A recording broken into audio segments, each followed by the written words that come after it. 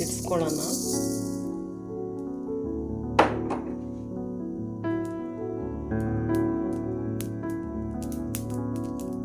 ಎಣ್ಣೆ ಹಾಕಿದ್ಮೇಲೆ ಇದು ಹಾಕಿದ್ರೆ ನಮಗೆ ಫುಲ್ಲಾಗಿ ಹಿಡಿಯುತ್ತೆ. ಫಸ್ಟೇ ಸಿಡಿಸ್ಕೋಬೇಕು.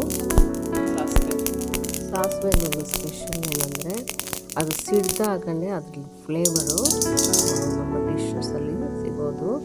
ಅದು ಎಣ್ಣೆನಲ್ಲಿ ಹಾಕಿದ್ರೆ ಅದು ನಮ್ಮ ಮುಖಕ್ಕೆಲ್ಲ ಸಿಡಿಯುತ್ತೆ. ಮುಂಚಿತವಾಗಿ ಅದನ್ನು ಸಿಡಿಸ್ಕೊಳ್ಳಿ. ಆನಿಯನ್ ಹಾಕ್ಕೊಳ್ಳೋಣ.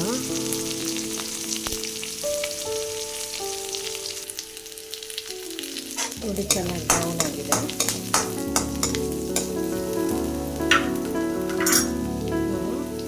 ಅರ್ಗಿರುವ ಮಸಾಲೆನ ಹಾಕೋಣ.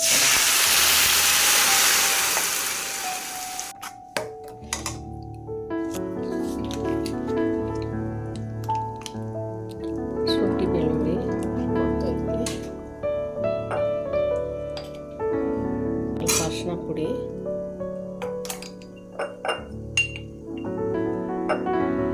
ಖಾರ ಪುಡಿ,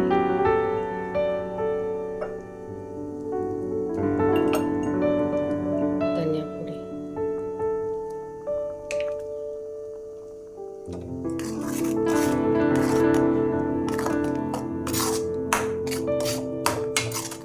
ಇದು ಚೆನ್ನಾಗಿ ಕುದ್ದ ಮೇಲೆ ಉಪ್ಪು ಹಾಕ್ಕೊಳ್ಳಿ. ಟೇಸ್ಟ್ ತಿಕ್ಕಾಗಿ. ನಿಮಗೆ ತಿಕ್ಕಾಗಿ ಬೇಕಾದರೆ ಹೀಗೆ ಇರಲಿ, ಇಲ್ಲಾಂದರೆ ಸ್ವಲ್ಪ ನೀರು ಹಾಕ್ಕೊಂಡು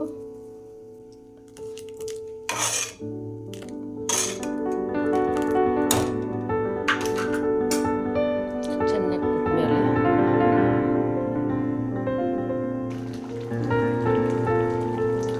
ನೋಡಿ ಚೆನ್ನಾಗಿ ಅಂದರೆ ಗಮ್ಮಂತ ಸ್ಮೆಲ್ ಬರ್ತಿದೆ. ಶುಂಠಿ ಬೆಳ್ಳುಳ್ಳಿ ಆಮೇಲೆ ಜೀರಿಗೆದು ಸ್ಮೆಲ್ಲೆಲ್ಲ ಚೆನ್ನಾಗಿ ಬರ್ತಿದೆ.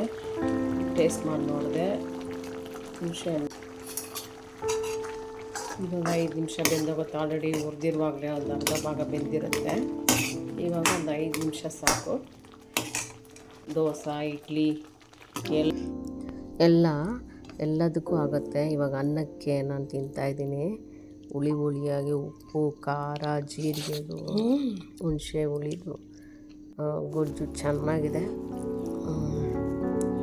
ಯಮ್ಮಿ ಆಗಿದೆ. ನೀವು ಟ್ರೈ ಮಾಡಿ. ಬಾಯ್.